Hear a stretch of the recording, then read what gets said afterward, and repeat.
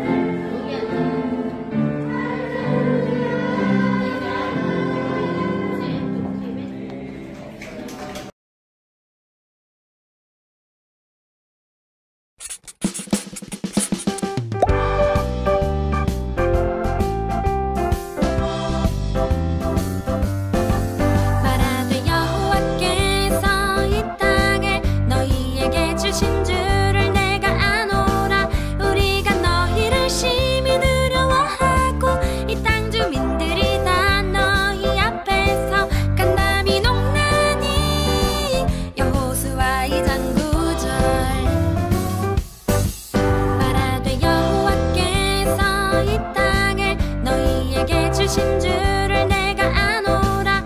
우리가 너희를 심히 두려워하고 이 땅 주민들이 다 너희 앞에서 간담이 농나니. 여호수아 2장 9절.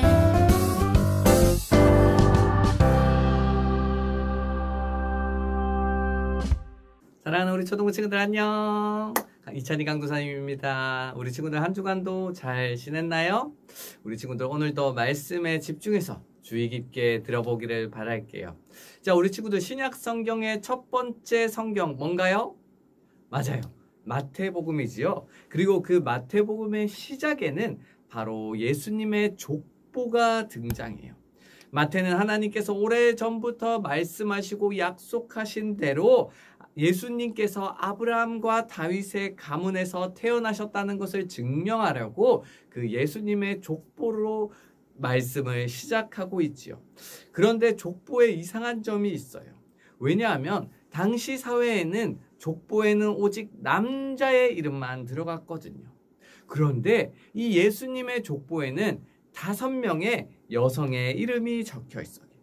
5명의 여자의 이름은 첫 번째 유다의 며느리 다말, 두 번째 기생이었던 라합, 세 번째 모압 여인이었던 룻, 네 번째 우리아의 아내 밧세바, 마지막으로 예수님의 어머니인 마리아이지요.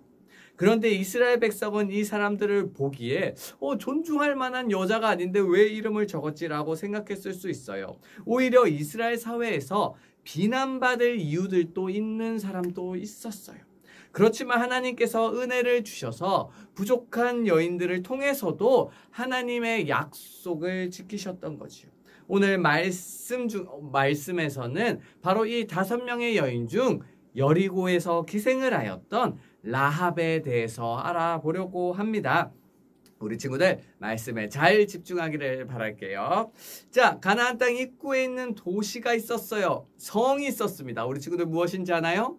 바로 여리고 성이죠. 성경과 고고학을 연구하는 학자들은 이 당시의 여리고 성이 2개의 성벽으로 지어져 있어서 무너뜨리기가 정말로 힘들었던 성이라고 해요. 난공불락의 성, 절대 무너지지 않는 성이라고 별명을 붙인 거지요. 여호수아도 이것을 알고 가나안 땅을 정복하기 위해서 그 첫 번째 강문 여리고를 점령하기 위해 2명의 정탐꾼을 여리고성으로 보냅니다.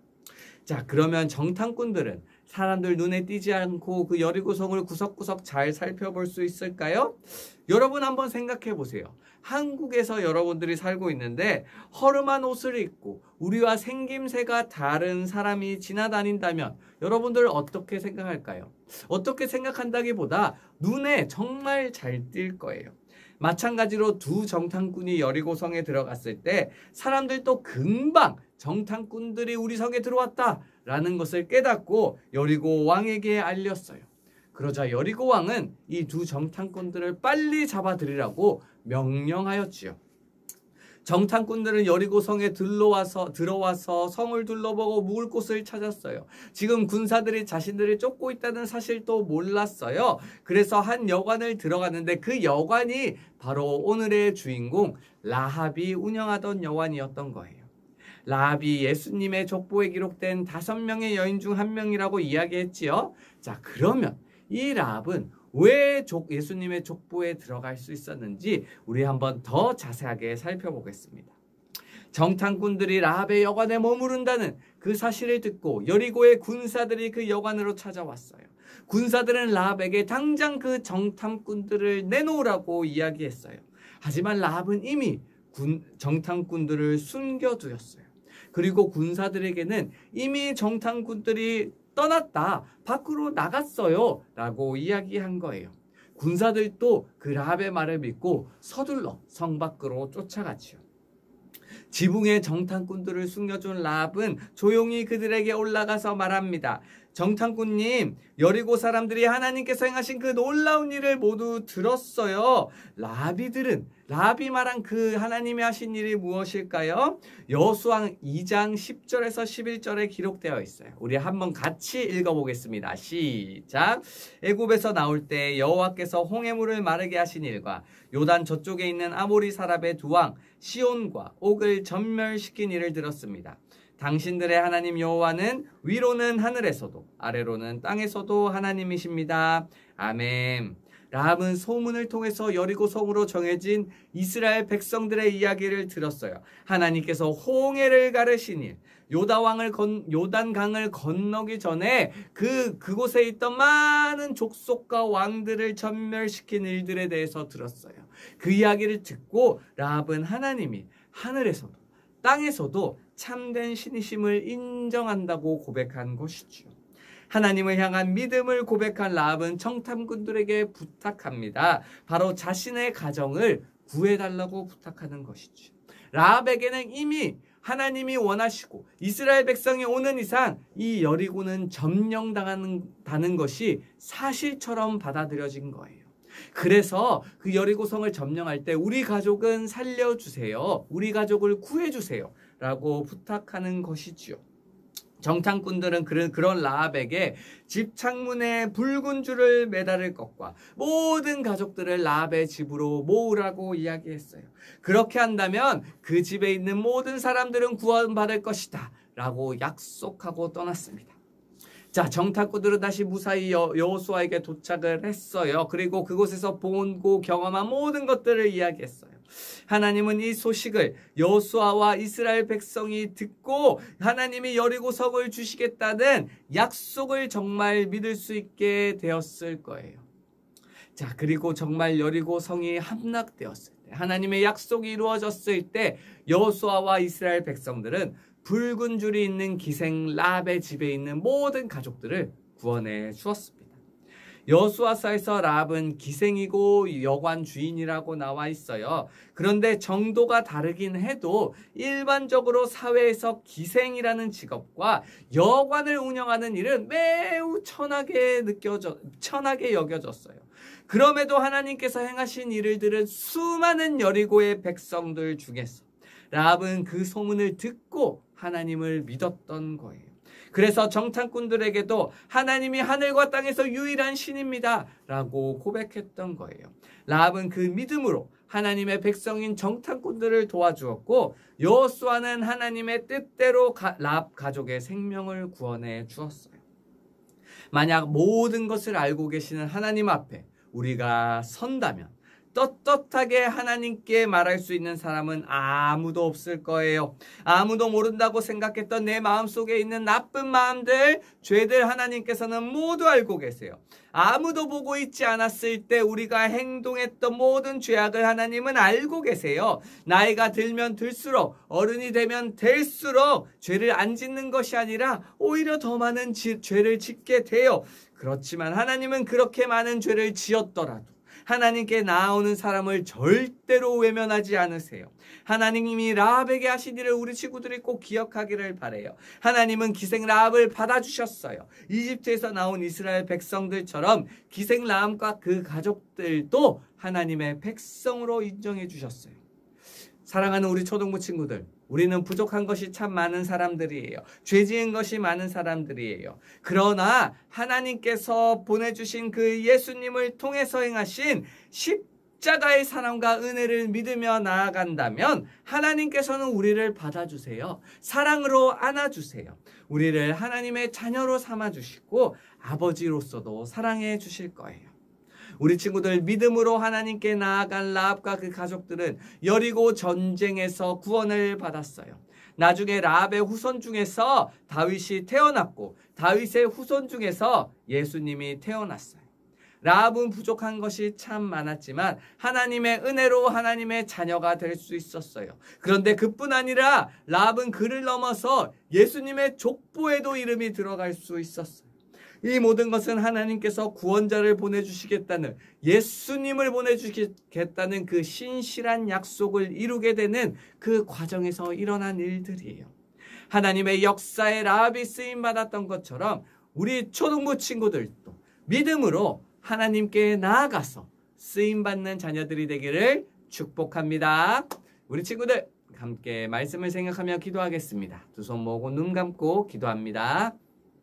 사랑의 하나님 아버지 감사드립니다. 하나님 아버지 우리 초등부 친구들 일주일간 지켜주시고 또 교회에 나오지 못하였지만 가정에서라도 영상으로 예배드릴 수 있게 하심에 감사드립니다. 하나님 아버지 우리 초등부 친구들 교회로 나와 함께 예배할 수 있도록 인도해 주시옵소서. 이제는 교회에 나와서 교회로 발걸음을 이끌어 주셔서 함께 예배하는 기쁨, 찬양하는 기쁨을 맛볼 수 있도록 하여 주시옵소서.